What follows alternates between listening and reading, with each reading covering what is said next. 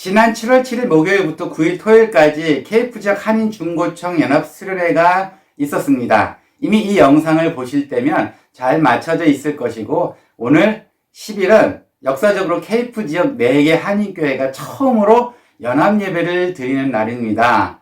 한인교회들이 세워지고 아마 오늘이 바로 첫 예배일 겁니다. 많은 기도 부탁드립니다. 제가 오늘 하는 설교는 중고청 연합 수련회 첫날 개회 예배를 제가 설교를 했는데, 그 내용으로 오늘 함께 설교를 나누겠습니다. 함께 기도하겠습니다. 하나님 감사합니다. 우리로 늘 기쁨을 주시고 하나님을 위해 뭔가 역사할 수 있는 일을 만들어 주시니 감사합니다. 케이프타운 한인 교회들이 연합하여 하나님을 더 잘 섬기기를 소원할 때 하나님, 우리의 기도를 들어주시옵소서. 오늘 예배도 주님과 동행하기를 소원합니다. 함께해 주시옵소서. 감사합니다. 예수님의 이름으로 기원합니다. 아멘. 나는 전능하신 아버지 하나님 천지의 창조주를 믿습니다. 나는 그의 유일하신 아들 우리 주 예수 그리스도를 믿습니다. 그는 성령으로 잉태되어 동정녀 마리아에게서 나시고 본디오 빌라도에게 고난을 받아 십자가에 못 박혀 죽으시고 장사된 지 사흘 만에 죽은 자 가운데서 다시 살아나셨으며 하늘에 오르시어 전능하신 아버지 하나님 우편에 앉아 계시다가 거기로부터 살아있는 자와 죽은 자를 심판하러 오십니다. 나는 성령을 믿으며 거룩한 공교회와 성도의 교제와 죄를 용서받는 것과 몸의 부활과 영생을 믿습니다. 아멘.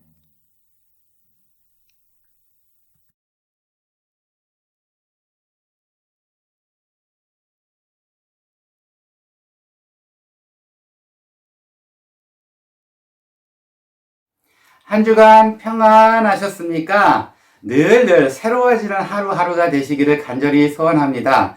오늘은 빌립보서 말씀을 잠시 보겠습니다. 빌립보서 내용 중에서도 아마 사도 바울이 빌립보 교회에 대한 참 받은 감사와 사랑이 많았던 것 같아요. 그 주 내용이 바로 빌립보서 내용입니다. 사랑과 재정적 도움을 준 교회에게 감사하기 위해서 쓴 편지가 바로 빌립보서예요. 그 내용을 보면은 몇 장 되지는 않지만 여러분들이 많이 아는 내용들입니다. 내가 죽는 것도 유익함이라, 기뻐하라, 내 모든 것을 배설물로 여겼다, 아니면 표대를 향하여 나를 본받으라, 내게 능력 주시는 자 안에서 내가 모든 것을 할 수 있느니라, 이런 내용들 많이들 들어보셨죠? 이 내용이 다 빌립보서에 있습니다. 바로 이 내용만 봐도 벌써 긍정의 힘과 하나님의 사랑이 느껴지지 않습니까? 네. 어떤 신학자들은 이렇게 얘기합니다. 빌립보서에 나오는 사도 바울의 모습에서는 행복함을 느낄 수 있다고 말을 했습니다.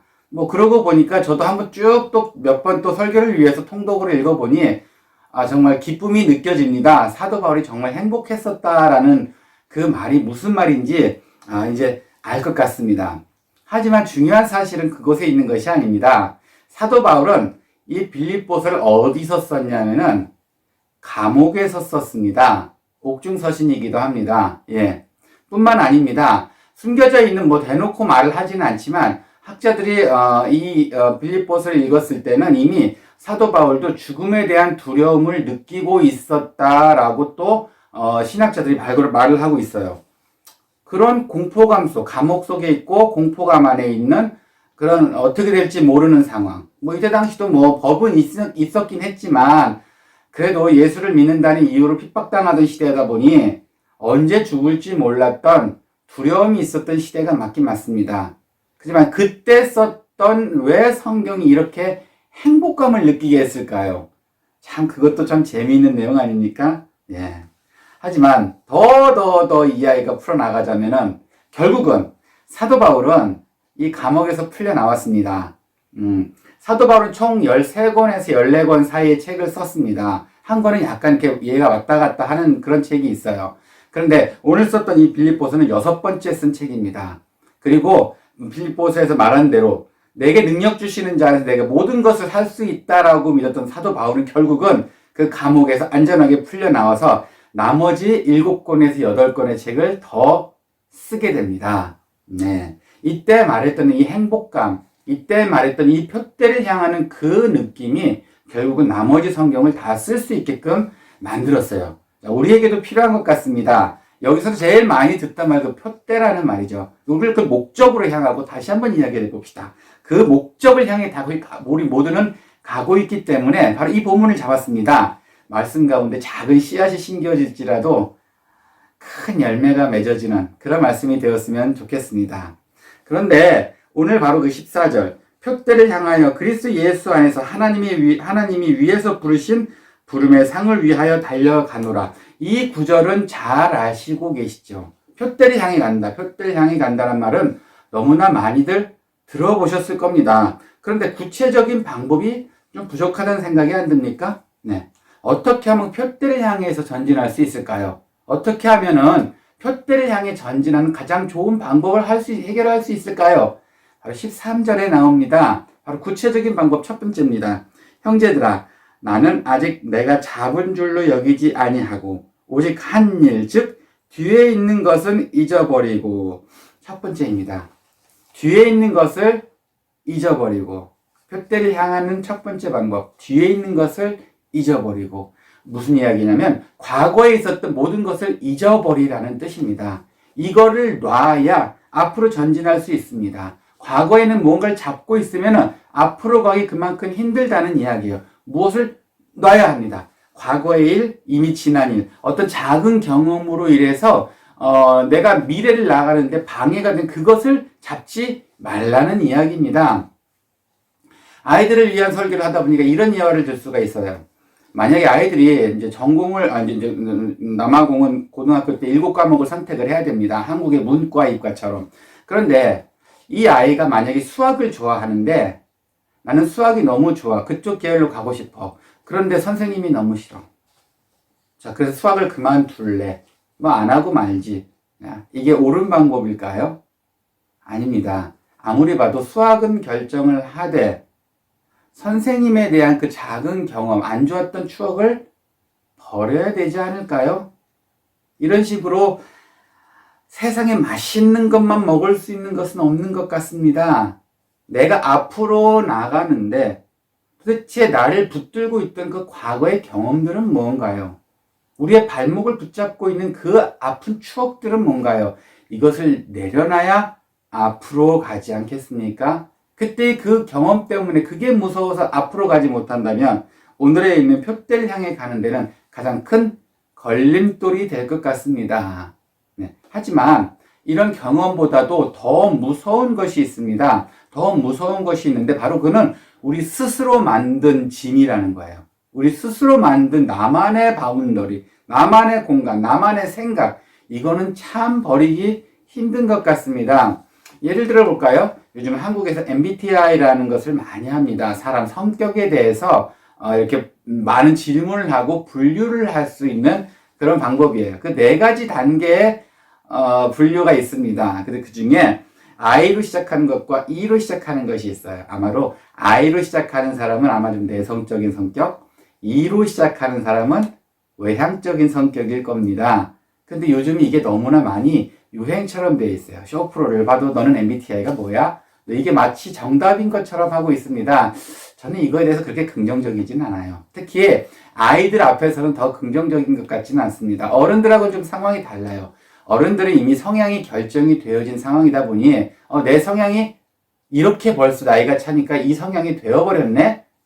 나는 이거를 아니까 이걸 조심해야지 라는 쪽으로 가는 건 괜찮은데 아이들한테 이게 MBTI가 너무 유행처럼 돼서 너는 뭐야? 너는 뭐야? 너는 나랑 친해. 자, 이거는 좀 맞지 않는 것 같아요. 아이들한테는 아직 기회가 많이 있기 때문입니다. 아직 성격이 결정되지 않았기 때문입니다.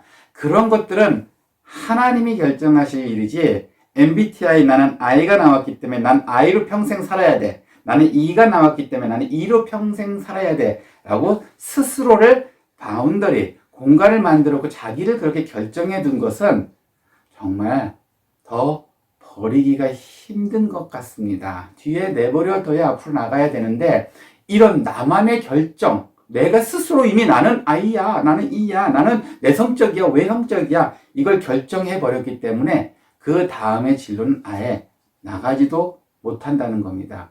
한 가지 일이 있을 때 그걸 점령할 생각을 안 하고 나는 아이기 때문에 못해 라고 결정을 내버린다는 것이 잘못됐다는 겁니다. 아이들한테는 이게 맞는 것 같지는 않아요. 저희 아이 중에 하나, 제 딸아이 중에 한 명이 있었던 경험이에요. 이 아이가 학교를 옮겼습니다. 그리고 새로운 선생님을 만났는데 이 선생님이 아마도 한국인들한테 나쁜 추억이 있었던 것 같아요. 이 전에 계시던 한국인들. 그래서 우리 아이가 갔을 때 이미 이 아이를 미워했습니다. 첫 시작인데 정말 힘들었어요. 정말 힘들었어요. 학교 성적을 매기는 것도 이상하게 제가 볼 땐 맞는 것 같은데 이 아이한테 끝내 맞는 점수를 주지 않은 선생님이었어요. 그래서 좀 속상하고 따지고 싶었지만 제가 따졌다가는 마치 그 전에 있던 한국분과 똑같아질까봐 저희는 그걸 택하지 않았습니다. 일단은 하루하루 정말 성경에 있는 대로 뒤에 잊어버렸습니다. 아이 또 그랬구나. 또 이렇게 그랬구나. 얼마나 시간이 지났을까요? 그 긴 이야기는 다 말씀드릴 수는 없지만 어쨌든 연말쯤 돼서 이제 그 선생님과 헤어질 시간이 되었습니다. 그때쯤엔 제 아이가 학교 갔다가 오면은 얼굴에 그 빨간색 립스틱 뽀뽀 자국을 그렇게 많이 붙이고 왔습니다. 결국은 그 선생님의 사랑을 받게 되었네요. 이 사랑을 받게 된 그 과정이 중요한 게 아니고 그 다음에 제 아이의 행동이 더 재미있다는 겁니다. 외향적으로 변하기 시작을 했습니다. 처음에는 선생님 무서워서 아무 말도 못하고 있었던 애가 그렇게 되다 보니 나중에는 외향적인 성격의 아이가 되었습니다. 어떠세요?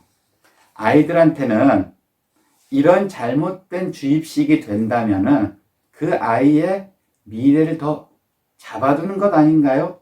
이런 일은 없었으면 좋겠습니다. 내가 결정한 일로 인해서 미래를 가는데 발목이 잡히지 않았으면 좋겠어요. 그래서 저는 가능한 한 이 MBTI를 아이들한테는 그렇게 말하고 싶지는 않습니다. 네. 그리고 뒤로 내려놓을 수 있는 게 많으면 많을수록 성경에 나와 있는 대로 내려놓고 싶은 것이 많으면 많을수록 우리는 앞으로 가기가 더 쉬워집니다. 네. 그럼 표대를 향해 가는 구체적인 방법 두 번째도 한번 살펴볼까요? 똑같은 13절입니다. 아까 있는 말 뒤에 있는 거예요. 뒤에 있는 것을 잊어버리고 앞에 있는 것을 잡으려고. 네. 네. 뒤에 있는 것을 내려놓는 것까지도 좋습니다. 하지만 앞에 있는 것을 잡아야 될 의지도 필요하다고 확실히 말하고 있습니다. 제가 연초에 읽었던 책인 것 같아요. 티핑 포인트라는 책 한번 말씀드린 것 같습니다. 말콤 글래드웰이 썼던 티핑 포인트. 사람이 어느든가 한순간 가다가 어떤 포인트에 모든 사업이 잘 되거나 뭐가 싹 잘 되는 그 포인트. 이 포인트를 바로 티핑 포인트라고 합니다. 그 책에 있는 모든 내용을 짧게 요약할 수는 없지만 제가 읽은 내용에서 그래도 좀 마음에 와닿는 것을 좀 이야기를 한번 해보려고 해요. 이런 티핑 포인트를 하려면은 세 가지 성격의 사람이 필요하답니다. 첫 번째는 누구든지 다 아는 사람. 그 사람은 정말 누구든지 다 알아. 이 사람은 정말 누구든지 다 아는 이런 사람. 이런 사람, 우리가 많이 사는 오지랖 넓은 사람이라 그러죠. 이런 사람이 필요하답니다. 그 티핑 포인트를 살리기 위해서는. 또 두 번째 사람. 무엇이든지 다 아는 사람. 근데 이 사람은 그렇게 대인관계는 좋지는 않아요. 하지만 하나 뭔가 알고 싶으면 꽂히면은 그렇게 빡 파고 들어가서 그 부분을 마스터하는 사람입니다. 하다못해 할인 쿠폰 하나 모아도 그 사람한테 물어보면 다 알 수 있는. 아니면은 어느 어느 고치러 가야 되는데 그 사람한테 물어보면은 다 아는. 이 사람들의 역할이 중요해요. 이 사람들이 신뢰가 있습니다. 이 사람들 너무 잘하니까. 그래서 이 사람들이 뭐 블로그라든가 이런 걸 관리할 때 뭐 이 사람들이 갔다 왔다는 맛집 그러면 괜히 신용이 가는 사람. 이 사람들이 사람을 많이 알고 모르고 이거는 중요하지 않아요. 신뢰가 가는 지식이 있는 사람. 이런 사람이 또 필요하답니다. 네. 그리고 세 번째는 그럼에도 불구하고 말 잘하는 세일즈맨이 필요하다는 겁니다. 네. 어쨌든 말은 잘해야겠죠. 이 세 가지 유형의 사람이 있으면 내가 하고 있는 일을 티핑 포인트에서 올릴 수 있다고 그 책에서는 이야기를 했어요. 이게 세상 사람들만의 문제는 아니었더라고요. 목회도 마찬가지고 교회 안에서도 마찬가지입니다. 세상 사람들은 살기 위해 이런 방법을 다 하는가 봅니다. 그런데 우리 예수 믿는 사람은 예수를 전달하기 위해 왜 이와 같은 지혜로운 방법을 쓸 수 없을까요? 우리도 똑같은 걸 적용하면 안 될까요? 돈이 아닌 복음을 말입니다. 네. 네. 어쨌든 이 부분에 이 세 가지 유형의 사람들이 중요합니다. 그래서 저도 이 세 가지 중에 한 가지가 뭐 나한테도 좀 속한 게 있나 싶어서 고민을 해봤어요. 그리고 나서 이 책을 이제 다 읽고 나서 이제 남아공에 있는 어느 백인들 모임에 초대를 받았습니다. 상당히 큰 모임이었어요. 그곳에서 이제 저만 유일하게 아시안이었고 모든 백인들이 한 3, 4일 같이 세미나를 해야 했던 그런 자리였어요. 그때 저도 욕심이 생겼습니다. 그래서 과연 나도 이게 될 수 있을까? 라는 생각에 그 첫 번째 조건, 누구든지 다 아는 그런 오지랖 넓은 사람이 되고 싶었어요. 그래서 한번 저 스스로를 테스트 한번 해봤습니다. 그래서 그때는 만나기 싫어도, 좀 말하기 싫어도 그걸 다 깨고 다 뒤로 내려놓고 한번 적극적으로 의지 있게 한번 사람들을 만나봤어요. 첫날 사람 만났습니다. 그날 들어와서 얼마나 많이 실망을 했는지. 저도 경험이 없었으니 너무나 창피한 거예요. 내가 왜 그런 말들을 했을까? 내가 왜 그 상태에서 웃기지도 않은 그 얘기를 했으며 막 식은땀이 나고 이불 속에서 이불킥도 하고 이불 뒤집어 소리도 질렀어요. 너무 창피해서. 네, 이제 그런 실망된 마음으로 둘째 날 갔습니다. 근데 의외의 반응이었어요. 사람들이 저를 많이 환영을 해줬어요. 정말 많이 환영을 해줬습니다. 그래서 제가 힘이 받아가지고 실수하지 않는 선에서 한번 제가 또 지혜롭게 접근을 해봤어요. 네. 그래서 결국은 거기에 온 모든 사람들과 다 친해질 수 있게 되었습니다. 네. 그리고 셋째 날에는 정말 아쉬운 이별까지 할 수 있을 정도로 그만큼까지 한번 해봤어요. 네. 제 경험으로는 그 정도면 만족입니다. 뭐 관리까지는 힘들다 하더라도 한번 해봤어요. 근데 여러분, 50이 넘은 저도 이런 성격을 바꾸려니까 되더라고요. 자, 여러분은 어떤가요?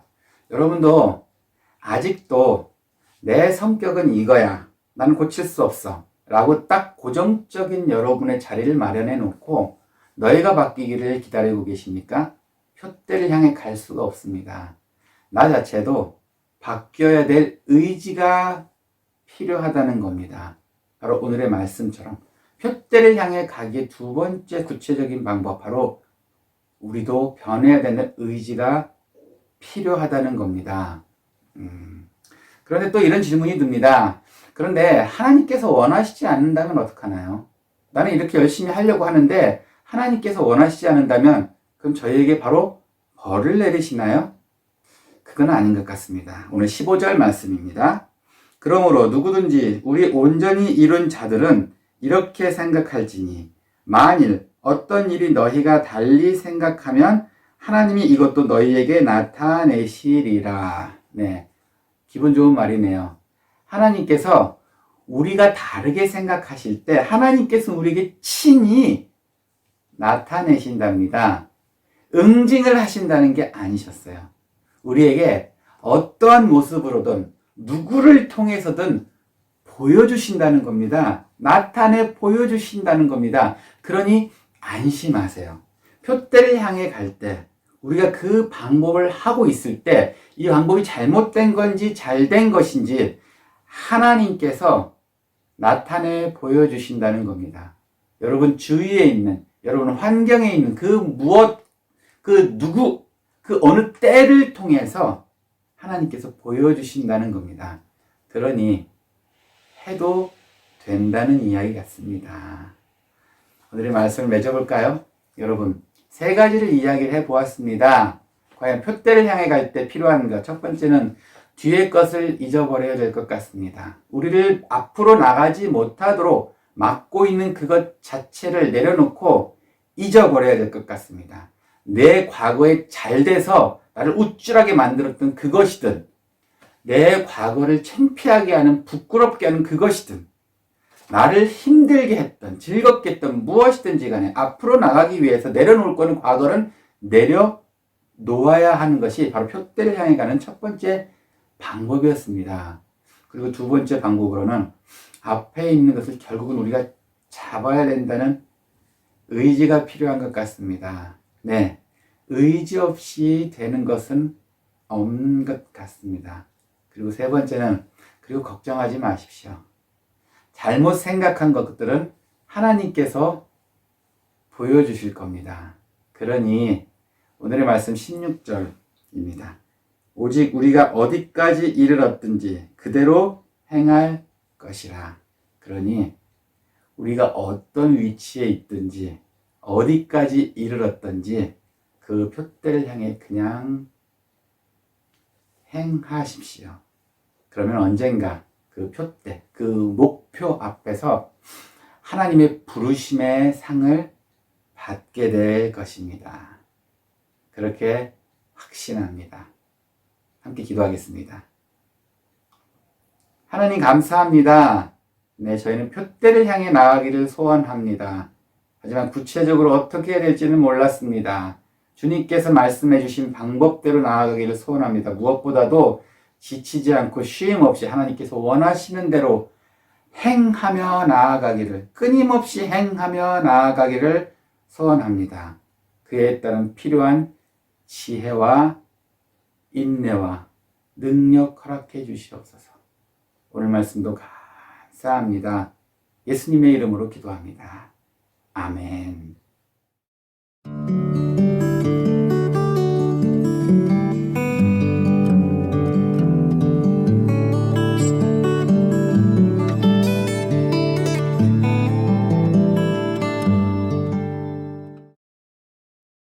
드리신 봉헌을 위해 기도하고 축도로 예배 마치겠습니다. 주님 감사합니다. 저희는 표대를 향해 나아갑니다. 지치지 않도록 함께해 주시옵소서. 그리고 지금까지 달려오는데 안전하게 지켜주시고 주님의 목적에 맞게, 사용에 맞게 저희를 인도해 주시니 감사합니다. 제일 감사하는 마음 주님께 봉헌으로 저희 감사를 드립니다. 하나님 기뻐 받아주시옵소서. 그리고 더 나은 표대를 향해 전진할 때 지치지 않도록 하나님 큰 은혜 내려주시옵소서. 이제는 주 예수 그리스도의 은혜와 하나님의 사랑과 성령의 감화, 감동, 교통하심이 표대를 향해 나아가기를 소원하는 주님께서 원하시는 주님의 그 목적을 위해 나아가기를 소원하는 사랑하는 성도님들 머리 위에, 하지만 그럼에도 불구하고 지치지 않고 기쁨으로 이겨내기를, 온전히 이겨내기를 간절히 소원하는 사랑하는 모든 분들 머리 위에, 그리고 이 인터넷 방송을 통해 주님을 조금이라도 알기를 소원하는 사랑하는 모든 분들 머리 위에 이제로부터 영원히 함께 있을지어다. 아멘.